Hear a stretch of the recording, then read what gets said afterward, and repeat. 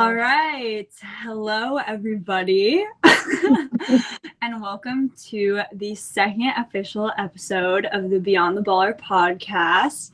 Today we have Maddie Pokorny on the podcast. Welcome, Maddie. Thanks, guys. Hey, so happy to be here. We're happy to have you.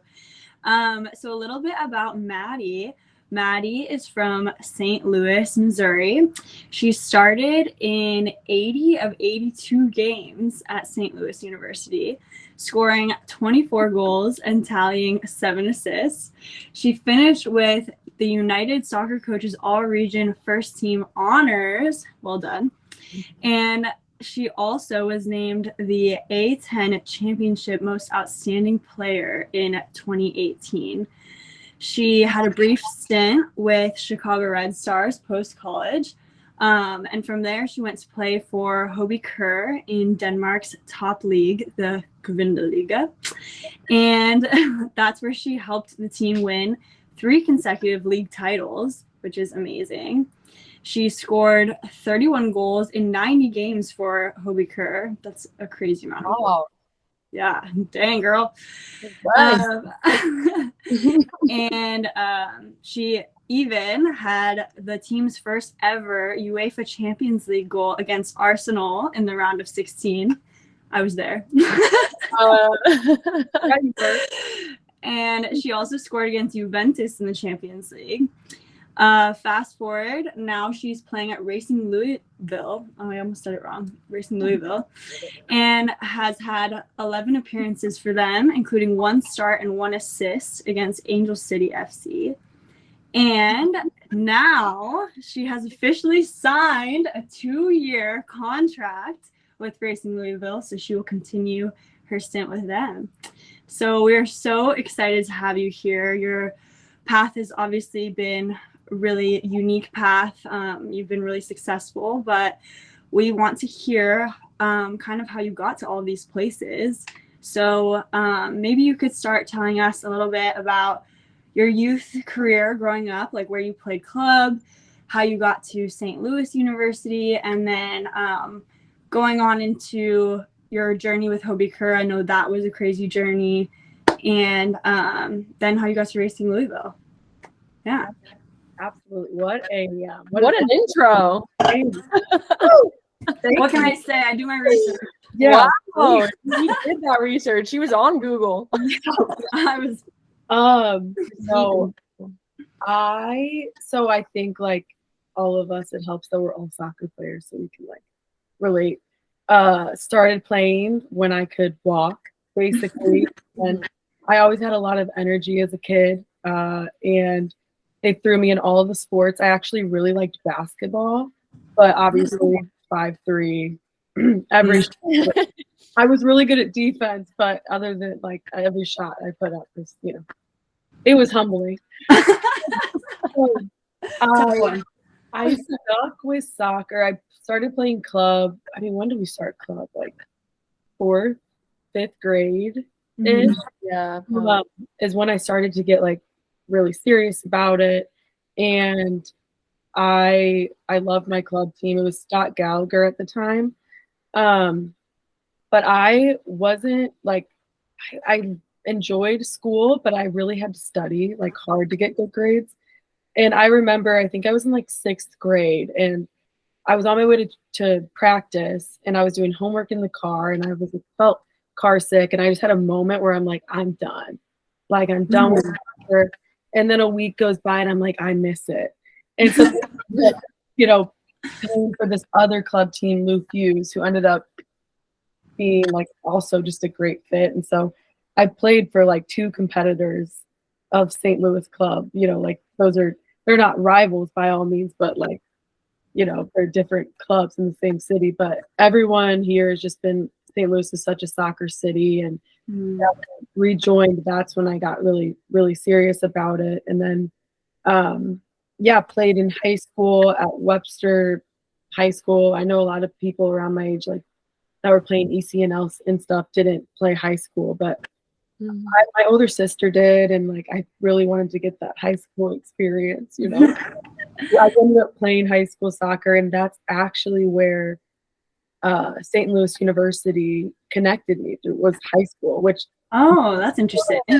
I know no one gets recruited through their like public schools, like sports, Right. always club or whatever. But Mhm. Katie, my head coach at SLU, connected with Coach Allen, who's now the assistant coach at SLU. Oh. But at the time, he was my high school coach. So, anyways, I have to give a lot of credit to Alan for establishing such like a good relationship. And yeah, so that's pretty much how I it was the reason why I chose SLU. Like, but it was cool to see Katie in my hometown. Like, she lives in the same city, and we were just so personal right off the bat. And then when I visited the school, went to like their ID camps, I just felt like I think this is where I've always wanted to go to, like a Mizzou or like a Texas Tech or just like a big school. Mhm. When I visited SLU, and I don't know if you guys had the same feeling in Denver, but like I just knew it was home. Mhm. Yeah. Totally. Yeah. If I bypassed anything, Han, sorry, I'm just like going up the Oh, time. yeah. Keep going. Us This is great. every detail. Battle up. No. More detail. Yeah. So after, during like SLU, my freshman year, we weren't that good. And I knew that because Katie told me, like, you're going to enter a rebuilding year. Like, bear with us, be patient. But it's it's going to be rough before it gets really good. And I remember at that time, you think you're going to be the only one that can make the difference. And it's the rude awakening. Like, these girls are big. They're 4 years older than you. It's so much faster. And that was also really humbling as well. So I ended up, I didn't have the best freshman year. I honestly, I gained weight. I didn't think you could join the freshman 15 as like, Same. player, I think we all did. It's the first time you're living away from home. Doesn't matter if you're 15 minutes down the street or hours and hours away. Like, you're learning how to live alone and make decisions for yourself. And I didn't make very good ones. And honestly, it showed. Like, it physically showed. And I had to have some really tough meetings with, my coaches about like not just gaining weight, but just not being in physical, like not being informed to be playing at the collegiate level, really. And that year definitely woke me up in terms of like, okay, Maddie, like, do you want to be professional in this? Like, do you want? And so I took a turn, like, it kind of led into my sophomore year. I would say my sophomore year spring is where I like took a turn. I found yoga. I started working at this yoga studio. And that community kind of helped get me out of whatever was going on really at the time. And once I started to kind of make better decisions and like grow up, when I was like, okay, I definitely want to play this for like a long time if I can. So yeah, so my sophomore and junior year, it's also the timing is super ironic because we also started to play better. And sophomore year was okay. Junior year, we almost won the conference, but then we didn't. And then senior year, we did. And then ever since I graduated and like our class graduated, they've won the A-10 ever since. It's so cool to know, like, I could trust Katie. I could trust like her vision, and play through is so cool. So that was college. Just so many ups and downs. Like, my grandpa died. Like, this thing happened. Like, life starts to happen when you're in college, especially like alone. But it's important to kind of know, okay, how do you cope? How do you grieve with things? Like, who do you let in when you're struggling? Who, find your resources. You find ways, I think, to seek help individually. And that was I don't know. I think that's something that I got out of it. Yeah, for sure. I think we kind of had a similar experience at the University of Denver. We went in with like a rebuilding year as well, and it is kind of like scary going into that, you know, because you're like, well, what is this college experience gonna be like? Like, Yeah. are we always gonna be rebuilding, or you know, or is this vision really gonna work out? But yeah, very similar actually experience. Our school was smaller too, and so, you know, to kind of see the growth through the program, it's almost like it's more, I don't know how you feel, but I know like for us, like we definitely felt like it was more rewarding because it's like you get to be a big part of a program and you get to see the change and you get to like go through all those experiences with your team, rather than maybe if you did go to a bigger school like a Texas Tech or something like that. Like, I mean, who knows, it could have been great, but maybe you wouldn't have had such of a big role on your team and been able to see the growth through the program like that. So there's definitely like a give and take going to those different types of schools for sure. Yeah, no, absolutely. I think you nailed it. And it required so much hope and like patience. And stuff doesn't just come to you. I think like, with generations to come with like this growth, there's so much social media and like people get compared, all this stuff. You really just gotta buckle and do your thing, grind. Know the value of like work ethic, and then just go. You know, you can't really like feel bad for yourself. You just gotta work. And that was one thing that I think I learned as well. Like no one will do this stuff for you. Totally. Yeah. And that's the hard way at times. Yeah, exactly. Definitely like teaches you resilience for sure. Like I know that's the biggest thing for me, like going through that DU. You just, there's constantly different obstacles being thrown your way when you're at a program like that. But like you learn, I feel like I learned so much more than I would have if everything was handed to us, you know? Yeah, so absolutely. I think so too. Like you're so proud. Like you said, rewarding is the perfect word. Like you show up and you see this just like question mark of how are we going to do this, but then you graduate and you're like, wow. I did it. Oh my gosh, like watching their game, they just won the A10 again yesterday. Yeah, and I was like, this just it's such a cool feeling as like alumni, and you guys probably feel like that too. It's bittersweet because like you want to be in their shoes and you want that opportunity to like go into the NCAA tournament and like tear it up. But it's like, okay, well, chill out. Like you laid that foundation, so you know, walk so they can run. You know? Yeah. Yeah. Exactly. Did you like being close to home? Was that really nice to see like your family and stuff, or did you want to leave? No, I was actually so happy. I mean, especially when you get in funks, whether it's school, social, whatever.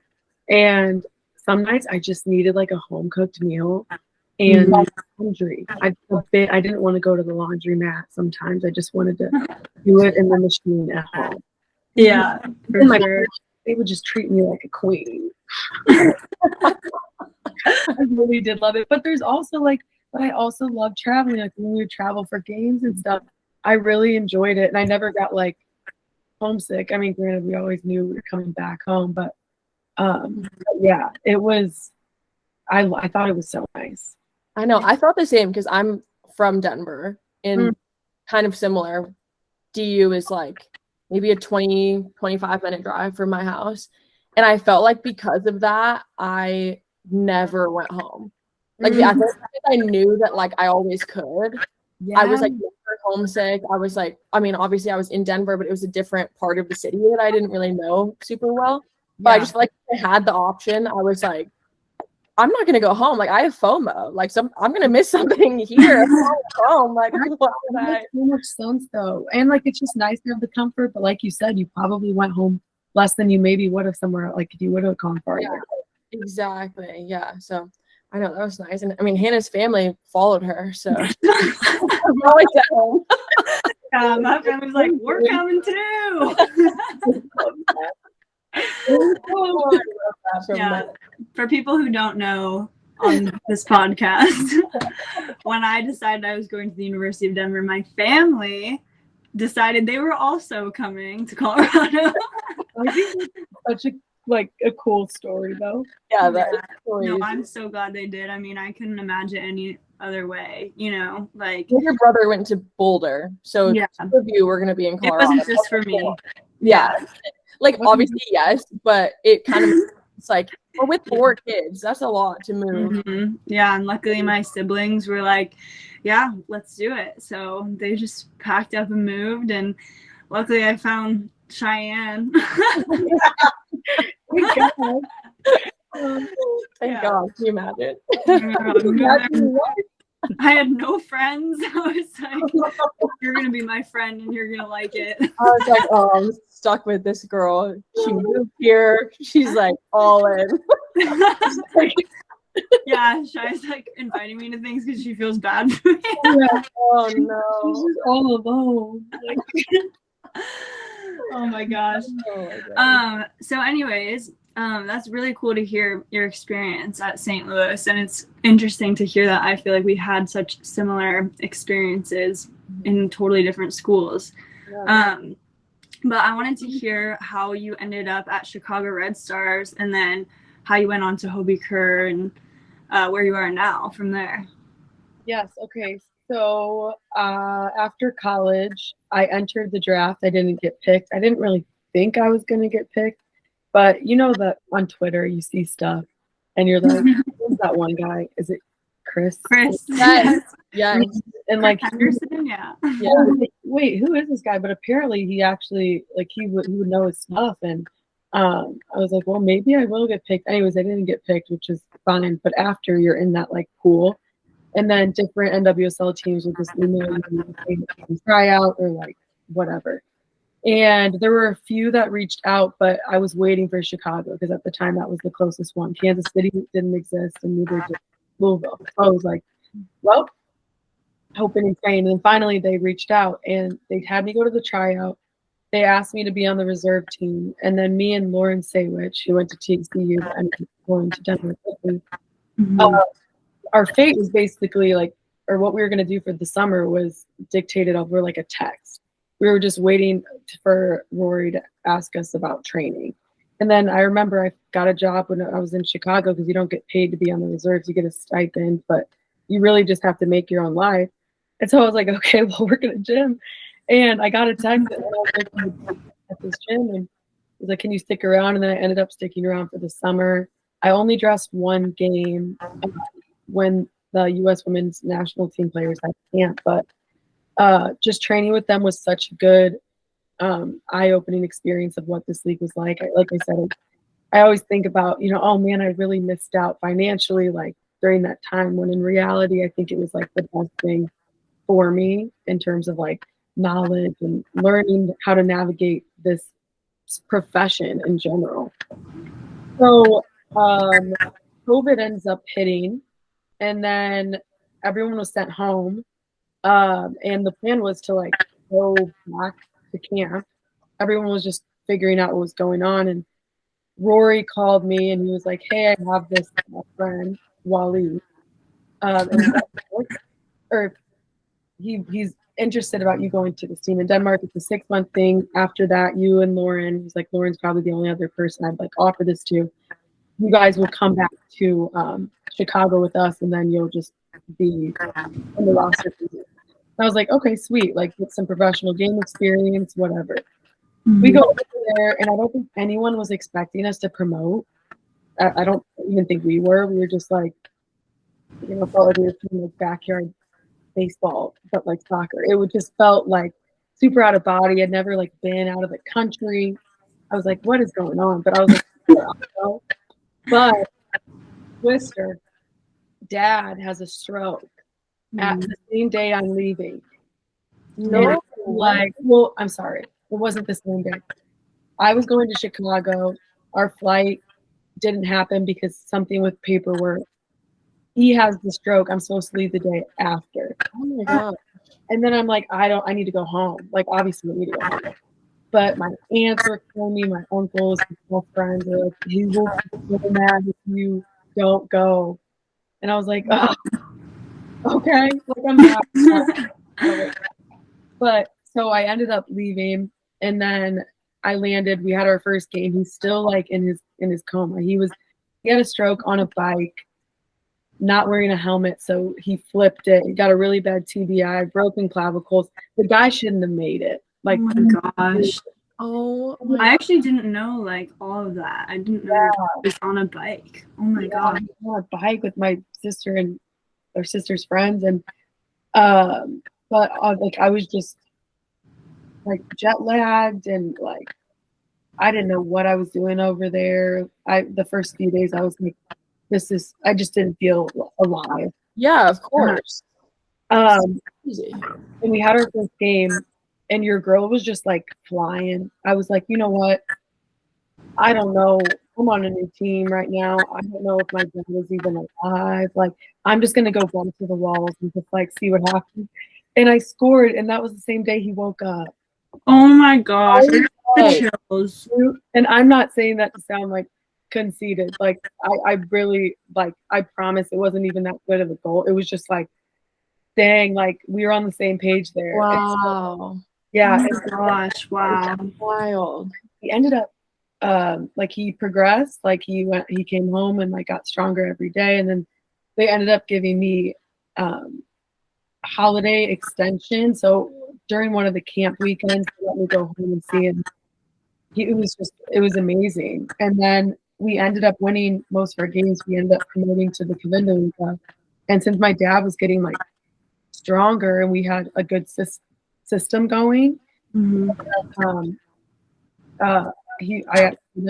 got offered another contract in Denmark. You know, if we do well with this league, we can potentially go to Champions League, which at the time was like then signed 2 years, ended up winning the league the first season, and then we did it three times, and then like what the heck? When I talk about it, it just sounds so like insane. But the first just didn't stop winning. I know, but really though. Like we were that team that was like Hobie Kerr, who like Brøndby was the only team that was on the map in Denmark. Like Fortuna a little bit too, but Fortuna. Oh my gosh. Oh gosh. I just picture it. Yeah. Me and Maddie went on a horror trip to Fortuna. Oh God, wow. Side story. Yeah, we have a few. Side story. I played with Maddie at Hobie Kerr for one season. Yeah. And yep. Oh my god. Yeah, that's how we met. And yeah, at Hobie Kerr, oh my gosh, we all got hit with this stomach bug. Like our whole team. Like I've never seen anything like it. And we flew. That was like the only game we ever flew to also. We flew on this like tiny little like charter plane.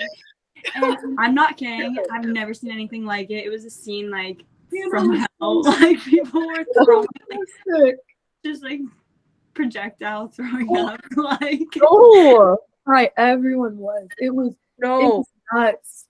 It was so nuts. But we ended up playing the game.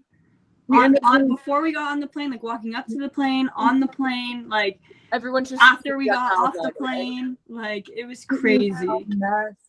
But we won 5-0, 4-0.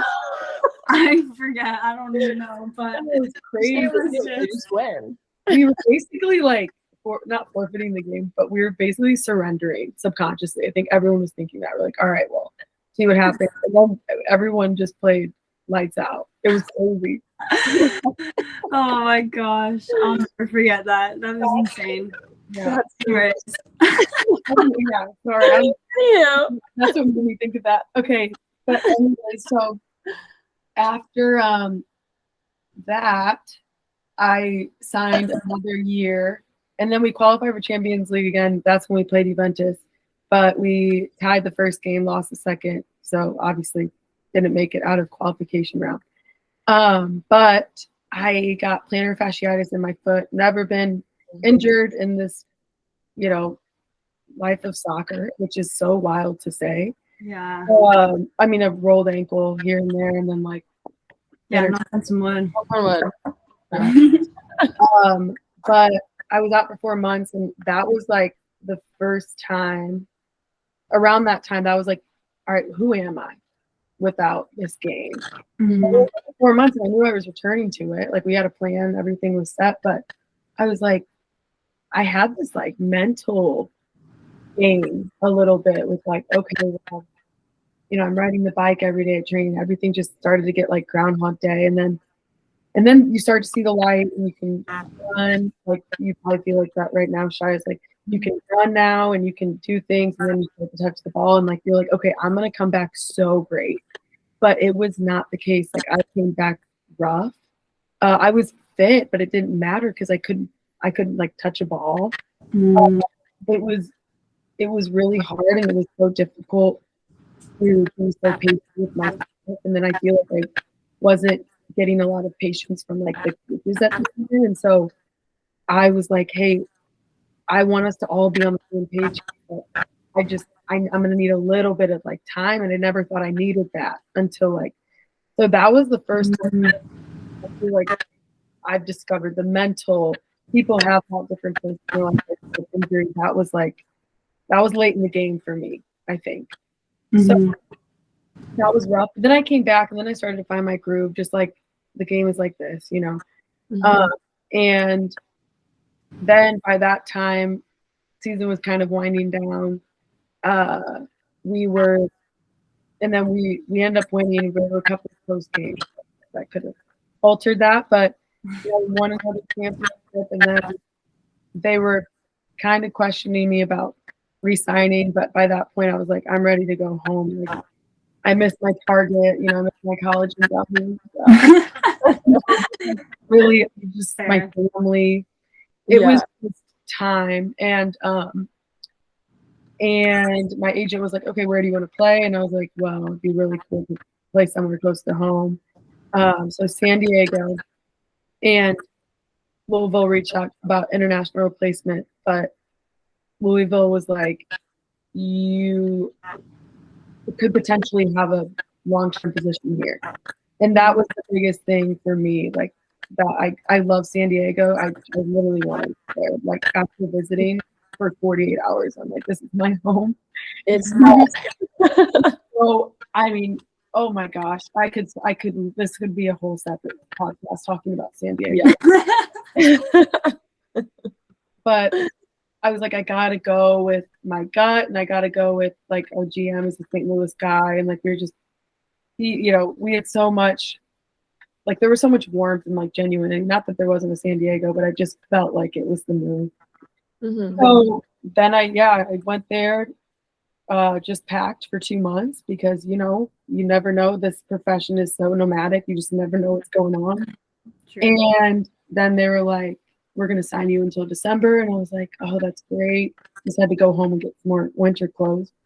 And then as this break has, I've just had conversations and stuff with coaches and GM. And so now I'll be there for 2 years, hopefully.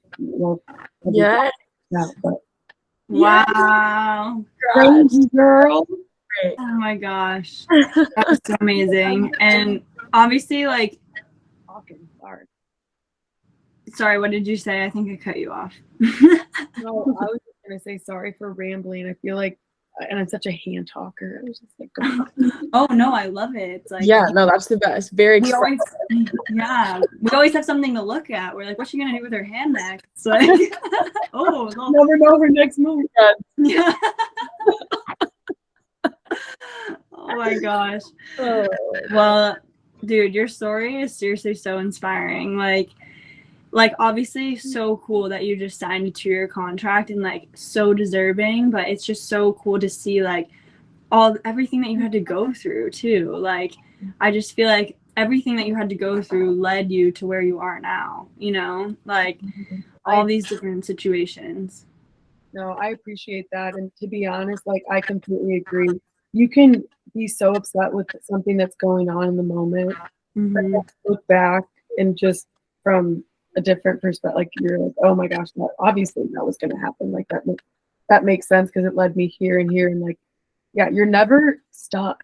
Right when you think you're stuck, there's something else brewing. Something happens or opens up. I think that's so good too to hear, like for other people listening to the podcast, because I think there are a lot of girls like coming out of college that now, like I feel like even when we were in school, obviously like there was a professional league in the US and like it's growing a ton, but I think obviously everyone has a different path like we've been talking about. And I think for a lot of girls, especially coming out of a small school like we did, like maybe the path isn't directly into the NWSL. Like it might be going abroad and having to move your whole life across the world when you've never lived out of the country. And that is a whole experience in and of itself. And I like something really beneficial for people to hear about. And a lot of times, like when I talk to people about like living in France and in Scotland, like it obviously comes with so many of its own challenges and things that you need to overcome. Just like we said, you're on your own, but like really on your own. Like in college, but like you're in the US, you can go to your Target down the street, you can go hit up Chick-fil-A, like like it's good. And then you go abroad and you're like, whoa, like I am alone. Like I am on my own. I don't have family. I maybe don't speak the language, don't know any of the girls. Maybe the coaches don't speak the language. So like, what was your abroad experience like? No, I completely agree. I was just shocked at everything. I felt like I was in a cartoon at times. Not real. Like I don't like it was just so weird. But no, the people were so great, and especially like in Scandinavia, at least the people, they were always so open and willing to speak English, which was cool. But again, uncomfortable. Like just talk to someone knowing that they're gonna give you a slight hesitation of like, oh, okay, I need to switch my like that was always a factor. And then just like going to the grocery store, it's not just a quick little thing. You have to get your translator out and like figure out what things mean. And just cultural, like there was just so many differences, but you realize it just makes you have a broader perspective of like people in general. And honestly, I loved Denmark so much. I mean, I met Hannah, like I met so many cool people there too that just made it home. Like when people started to leave that I've gotten close to, it would just like it was still a great place, but you realize the people that you spend time with to just like make it so amazing. Yeah, the people make it. You guys had a lot of Americans on your team, I feel like. I know. When we first got there were like 6 of us, 6, 7 of us. Yeah. Wow. Yeah. I remember when I came to visit you guys, because I was in Scotland then, but so like people spoke English. But I just remember like I went to what was that food hall when we went to Copenhagen? Was it Reppin? Yeah. I was like meeting you at like the food hall because I like took the train or I don't know, whatever. And I was like so used to being in Europe with like in France when like nobody spoke English that I was like, oh great, like here we go. Nobody here speaks English. Like I'm gonna have to get my translator out and like try to like find my way through like the train station and through the city. And somebody like came up to me and started speaking Danish. And like clearly I was like a deer in headlights. I was like, I don't know. And they just go like you exactly like you said, they just like switched and they were like, oh, I'm sorry. I didn't realize that you like in a perfect American accent. I was like, whoa. No, Shy the best. And this is not me advertising McDonald's. It's unhealthy. But McDonald's advertisement. We need to get paid. But if McDonald's wants to sponsor the podcast, if they want to sponsor us, I mean, I'm gonna say no. Yeah, hint. This is our hint.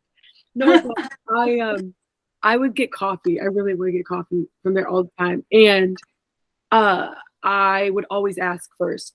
Hi, I'm sorry. Do you speak English? Or I'd be like, dude, tell it. I learned how to say it in Danish. And that was helpful. But even when I spoke the Danish I learned, they were still like, what? Yeah. Like, all the time. I was like, okay, English is definitely safer than broken Danglish. I know, because we would try to say something, like they would say something in Danish to us, and then we would repeat it like later. Like we would say like, oh, like I can't even remember that much. And they'd be like, they would be like, what are you saying? And we'd say it like 5 times, and then they'd be like, oh my gosh, you know. But it's like, that's what I said. We're trying. Yeah. No, but I really did love the Danes. Like they're awesome. Yeah. I still talk to them occasionally, but they're always like, are you going to come back? And I was like, yeah, eventually. I was like, who's getting married first? I was like, well, come to a wedding. Yeah, exactly. Yeah, guys, that's what I need. I need some of my teammates abroad to get married, and then it'll give me an excuse to go. Yeah. I was like, until then, I might just have to embrace the motherland for a bit. What was your, like, what were you most excited for? Because you were there for what, 2 years or 3? 3? A long time. Yeah. What were you most excited for to come back? Oh my gosh, there were so many things. Okay, like little things, turning right on red, like you can't do that there. Oh my god. Chick-fil-A was actually one of the biggest. Like Chick-fil-A was one of mine. Yeah. Not even just the sauce. Like, give me a straw. Yes. Well, wait, no, mine was Trader Joe's. Mine was Trader Joe's. I have to go. Yeah, no, but Target. Like, I feel bad that we're all so like tangible, but I mean, not the people, not the city. No. Yeah, really just Chick-fil-A, Target, and Target. Turning right on red. And on red is just a bonus because I would do it in Denmark. Oh, and I'm like, oh my gosh, I literally can't do it. Like, I gotta switch it on and off. Oh, it's not allowed. I didn't know that. No, it's not allowed. Wait, did they drive on the same side as us? Did they what? Did they drive on the same side? Yeah. Well, it was the normal. That's good. Was it with you in Scotland? In Scotland, it was flipped. No. Yes, on the other side of the road and the other side of the car. And my teammates and I, like in our like team housing, there were 4 of us that lived together, and they gave us a car, and they like it was really like my first week there, and they like handed me keys, and they were like, okay, like so you can just drive everyone to practice. And I was like, me? I was like, is there like a test or like what is going on? Yeah, the amount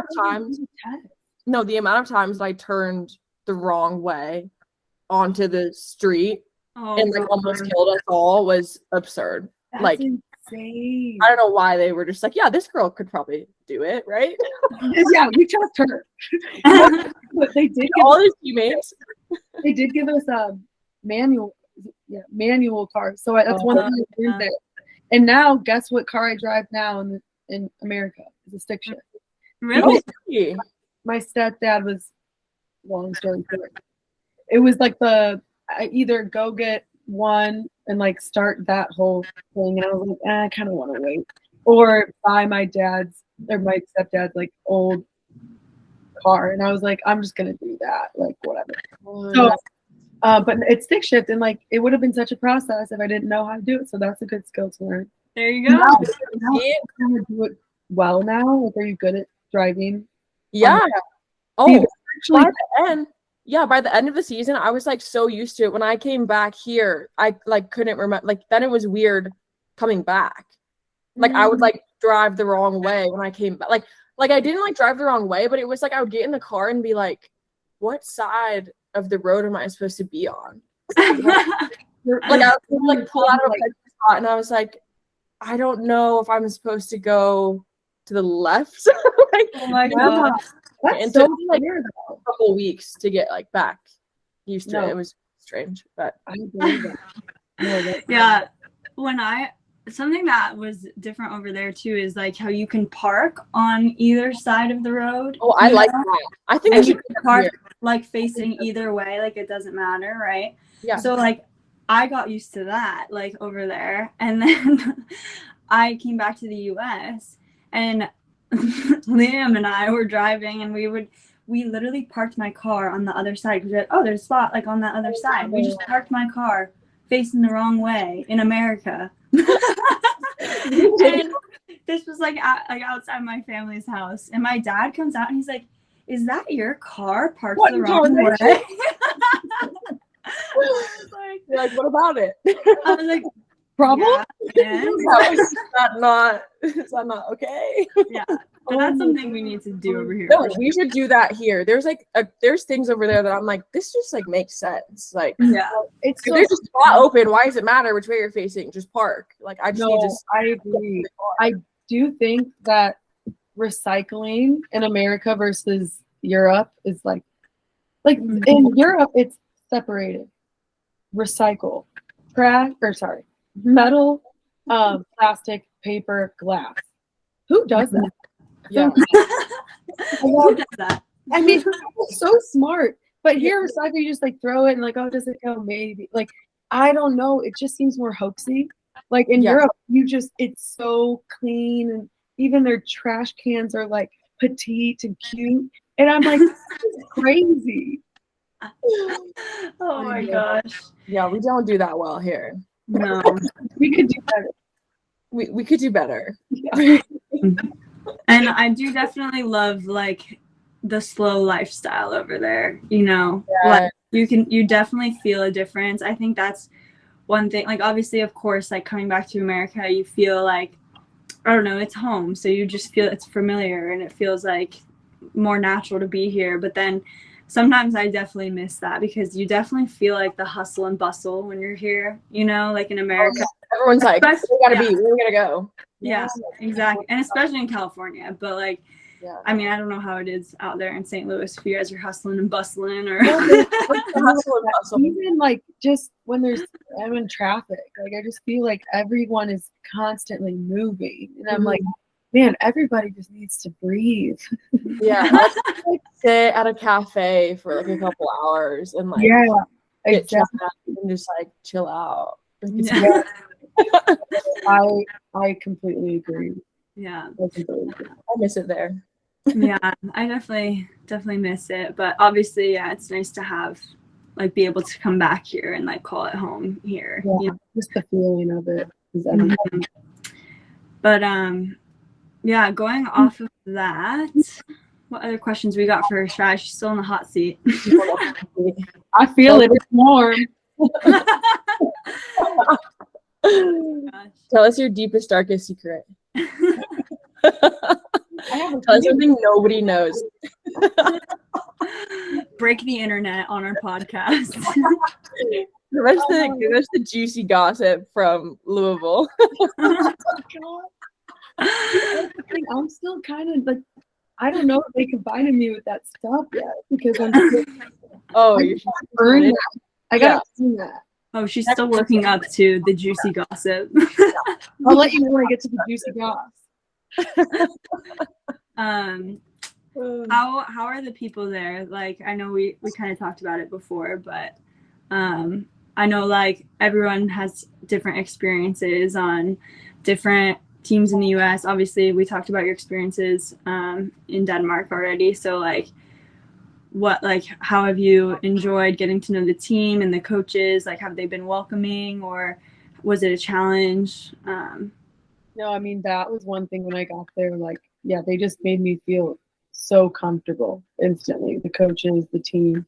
What's cool about the team, and I don't know if it's as many members on other teams, but we have a girl from South Africa, Nigeria, Brazil, China. Oh gosh. Yeah, wow, that's cool. Oh, Northern Ireland. Like, there's some really cool, like, with so many cultures in one room. And the way, Nadia and Nadine, Denmark. Like, we just have so many different, like, worlds in one room. And it's really cool because I think it's just naturally creates, like, a bond with, like, differences that just work.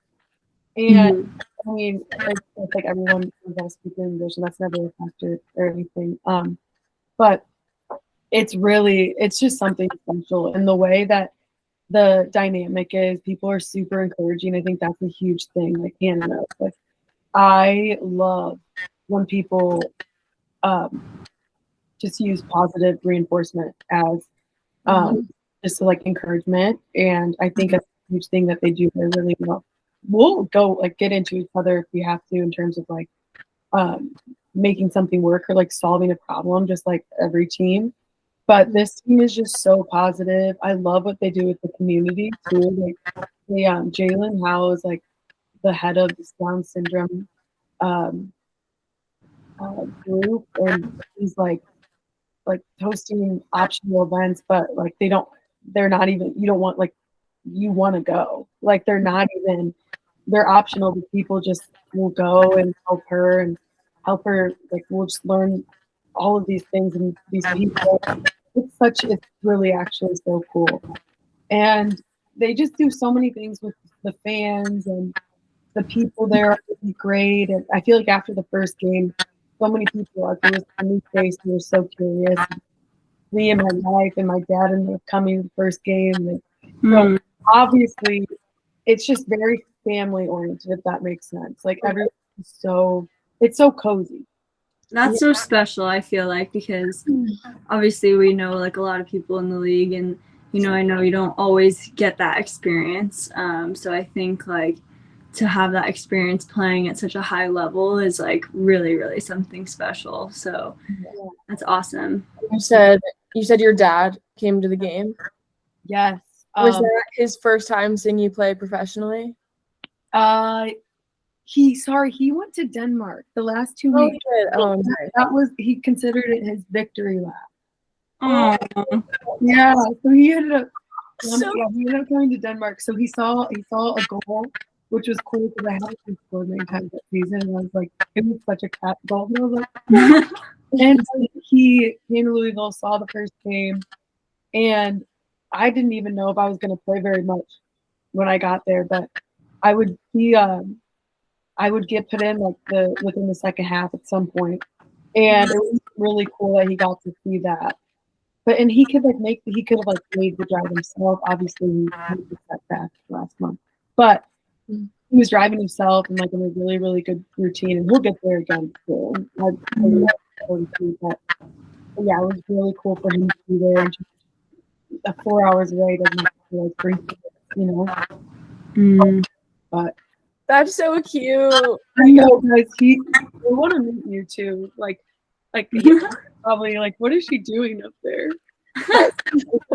I don't see the man within like 2 hour time frame. He's like, where's she at? Did you say, was he really?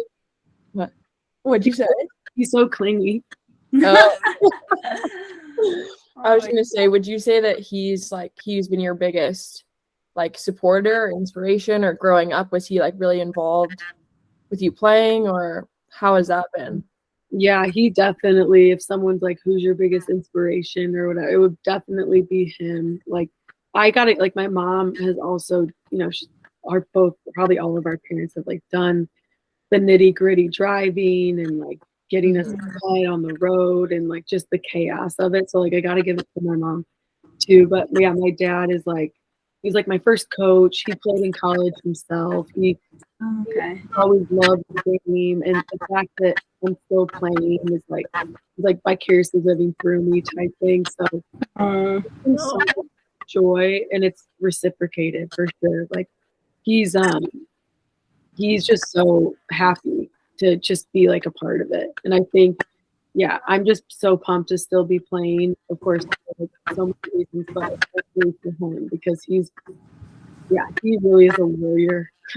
Oh, that's so sweet. Yeah, that's amazing. That's so cute. Yeah, wow.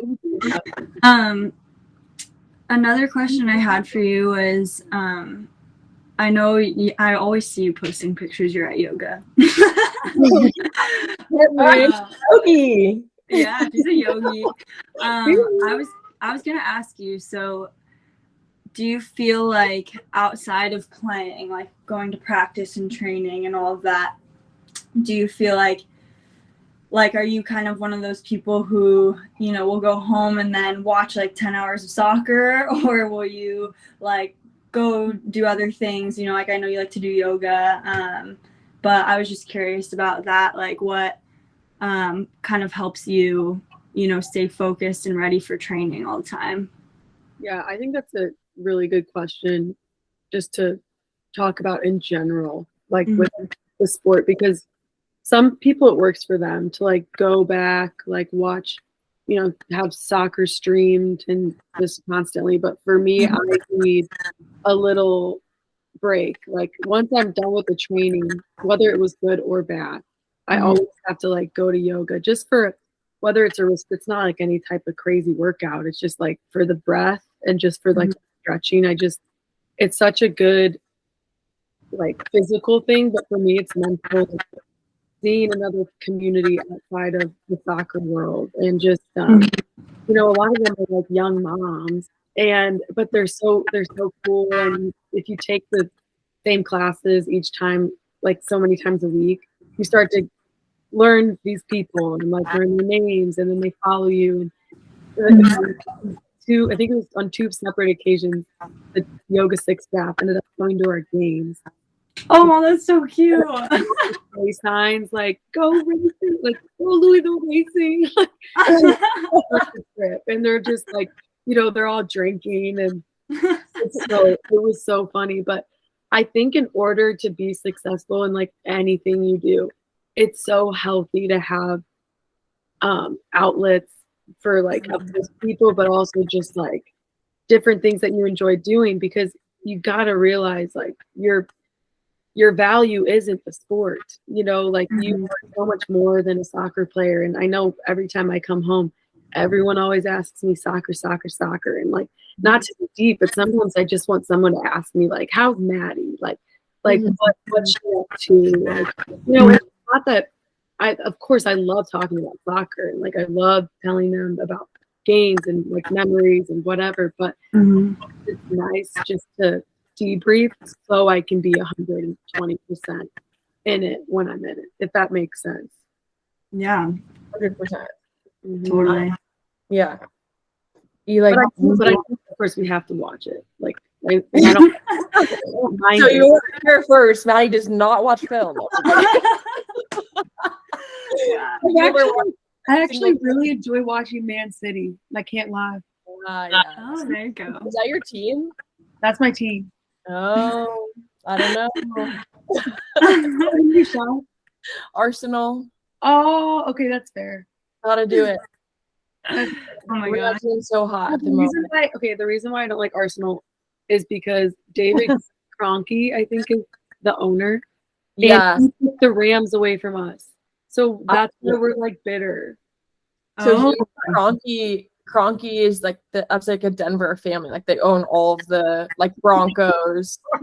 You're offending all people that's from honestly Denver. So rude, Maddie. I cannot. That was messed up. Denver's so offended by that. Got it. No, everyone like hates him. I think it's not like especially the people at Arsenal. I think the fans really hate him, which is fair. And I know nothing about him. All I know is that he took the Rams away, and people were diehard Rams fans, even though they were so bad. Yeah. Whispers it. Oh my gosh. Okay, well we can go to an Arsenal Man City game if you want. Oh my gosh, I've always wanted to go to one. I know. I really want to go. They're crazy expensive, and obviously now it's far, but I will do that at some point, so we can go together. Yeah. All right. Yeah, you guys have fun. Like Wait, I didn't hear what you said. He said light blue is cuter to wear than red. I mean, okay, that's facts. I'll give you that. The red does not really compliment my skin. No, but it's such a classic look though. It's a classic. I have like a cute little hat with the like gunner thing. You know, like you can make it ready to go. Yeah, she's been planning this for a while. It seems like. We actually have tickets. I already got them. Just send me a date. Send me a date. Oh my gosh. Last question I have for you. I don't know if you have any more questions, Shy, but there's a million more. We're gonna be here all night. So my experience playing with you, I feel like you tend to thrive under pressure. Like I feel like anytime we've had some sort of big game, or even seeing you going into like Louisville, like not on a trial contract, but kind of like when you were on national team replacement player, like you don't know exactly like how long that's going to be and stuff. And like going into the Arsenal game, I just remember, you know, you kind of saying like, why not us? Like, why not like kind of, why not pop off on them a little bit, you know? Right. And so I think like for me, seeing you going into those games was always like really inspiring, because I was like, dang, like she just loves it. Like she just loves the pressure. Like it hypes her up, you know? So I think for people listening, like maybe you could share like maybe some of your thoughts going into some of those bigger games and how you have been able to like, or even going into trials or things like that, how you've been able to like flip your mindset and kind of get into that zone of being hyped and literally just like showing what you got. Because I want to know personally. No, what do I do? No, that's actually sick. That's a great question. I feel like also something that's not talked about enough is like the power that you have when you're an underdog. Like you know, people aren't really expecting you to do anything, especially like you saw it yesterday when what's her name came off the bench and scored that banger. Yes. Okay. Like that I think is just such a good, like I think in a way, you know, like not the nothing to lose mentality, but you just have to like trust your instincts. Everything that is going to work out is how it's gonna happen. And at the end of the day, like you just gotta have fun. I think nerves are good, but letting them overpower you. I've been in a couple situations where that's like tanked my performance, and I'm sure we've all been there. But yeah, just like remembering, you know, like the little girl inside of you of like, oh my gosh, like this is fun. Of course you're doing it as a job. Of course it's now like a profession, so it carries more weight. But at the end of the day, like if I'm not enjoying it, I'm not gonna play. You know, I've always said that. Like, if I'm, you know, you want to play in those big moments, you want to play in those big games, and like the ones against like Barcelona, like Barcelona.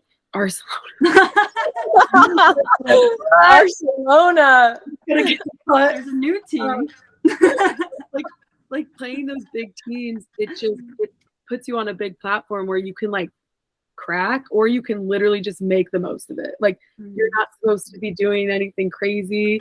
Like coming to Louisville, you know, they don't really know anything about me, so why not just do what you can do and do what you know you can do, and hopefully that's enough to where, you know, they want to keep you. And like that's pretty much it didn't really answer your question. I guess just like, yeah, remaining calm and just remembering, have fun, because the second you put too much into it, it's just like you're failing yourself and the people around you. So just like why not you? I think is like the best thing to say. Sorry, I didn't really answer your question. No, that was perfect. Yeah. I love that. I love why not you. It's so true. Yeah. I mean, we've talked about it before, but yeah, I think that's always the question to ask. Like people feel like this sense of like, oh, I don't know if I belong. I don't know if I should be here. I don't know, you know, whatever. But it's like, why? Like you put the work in. You've done, you know, the same thing these other whatever girls or whatever. It doesn't have to be just soccer, but anything in life. But like, why not? You know? I always think that too. Like, you're on the field with some like crazy people, and you're like, well, we are playing like the same game, you know. And I respect the heck out of those legends, like I really do. And like crazy being on the same field with ones that like been on the wall when I was little in this very childhood room. But, like okay, you know what? Like we play the same game. Like let's just go. You know, we're all wearing jerseys. Let's just go. So no, that's pretty much it. Just I think, of course, like I do a lot of breathing techniques and stuff, but like just remaining calm and just truly, it's so freaking cliche, but just like enjoying and having fun. Yeah, totally. Oh, I love that. Yeah, I think that is so important, and like we've all gone through this, like for sure. Like I went through it recently, playing beach soccer. Even like I was so like, you know, like putting pressure on myself and stuff like that, and I was just like, that like it's not fun when I play like that. You know what I mean? Like I'm like, why you know, it's like, why do we put that much pressure on ourselves? We play because we love it. You know? I know. And it's easier said than done, of course, you know, but it's always like when you look back on those moments when you put so much pressure on yourself, you're like, oh my, like it's just like we're just kicking a ball. We're just trying to put a ball in the net. We're trying to, you know, have some fun and pass the ball and then maybe score. Yeah. Instead we're like, oh, like if I don't do this, that's like yeah. But that's so yeah. good. But thanks for sharing that. I think that's really helpful for a lot of people because like I said, you scored in some really, really big time games, like literally like the highest possible level. And you really placed it on my foot though, I will say. Hey, but you were right place, right time. That's Right all that matters. Thanks, Andy and Shy. You guys, like, yeah, I love the questions. Those are really good. I think they're very, very questions. She's like, love the questions. She's like, after she says she does not like talking about soccer outside of soccer. Anyways, I hate soccer talk. Anyway, good question. Yeah. Oh, what time is this? She's like, I'm doing yoga. Okay, yeah. I literally had just gotten back. Oh, perfect. Just wanted to say thank you so much, Maddie, for coming on our podcast. It's really inspiring to see everything that you've done with your path from, you know, playing high school soccer, getting noticed in high school, which is crazy. I feel like that's definitely not common, to going into this college where you had, you know, some rebuilding years, and now it seems like a program that's, you know, well known and continues to win titles. So that's incredible to see the impact you made there. And going on into Hobie Kerr, the 3 league titles, starting from the bottom. Nobody, I know the people in Denmark say nobody really thought that they could do it that fast. So it's really cool to see that you were kind of one of the pioneers of that. And you. I was there at some point. Yeah, so grateful I was able to meet you on that path because, you know, like I had my own journey, and it's really cool that we were able to kind of meet along our own paths in that way. And then going on into now back in the States, she's happy to be back at Target with some Chick-fil-A sauce, everyone. We're right on Reds constantly. She's going right on Reds. She can't stop going right. Not stop going right. And now signing a 2-year deal, securing your spot there at Racing Louisville. It is truly incredible. That's a tough league to get like a multi-year contract in. So really proud of you for that. Thanks, Amy. Thanks. Yeah, thank you so much for being on. This was so fun. Yeah, honestly, this was just a really fun conversation. Anyway, no, I had such a good time. I feel like it was you ever do things and you didn't even know you needed it type yes. thing? Yeah. But no, I appreciate you guys. I think Beyond the Baller is freaking awesome, and I can't wait to get my shirt in the mail. I'll send you an address. Top ambassador. I'm a women's medium. Yeah, so I think you guys rock, and thanks for your time. I really appreciate everything. Oh, thank you, Maddie. You're the best.